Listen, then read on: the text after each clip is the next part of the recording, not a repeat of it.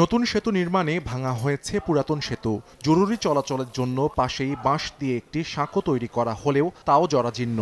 ঝিনাইদহের কালীগঞ্জ উপজেলার কোলাবাজারের মাঝামাঝি বেগবতী নদীর ওপর পুরাতন সেতু ভাঙা হয় 6 মাস আগে, অথচ এখনও শুরু হয়নি নতুন সেতুর কাজ। স্থানীয়দের অভিযোগ, নদী পার হওয়ার জন্য বাঁশের সাঁকো দিয়ে শুধু মোটরসাইকেল, বাইসাইকেল ও পায়ে হেঁটে পার হওয়া যায়। বৃষ্টি হলে তাও বন্ধ হয়ে যায়। এ কারণে এলাকার অর্ধশত গ্রামের কৃষিপণ্য পরিবহন করতে হয় অন্তত 10 কিলোমিটার ঘুরে। ব্রিজ ভাঙাতে কোনো মালামাল নিতে পারছি না, আমরা খুব কষ্টে আছি। গাং পার করে মাথায় করে নিয়ে যেতে হচ্ছে। 10 কিলো 12 কিলো দূর দিয়ে যাইতে হয় স্কুলে।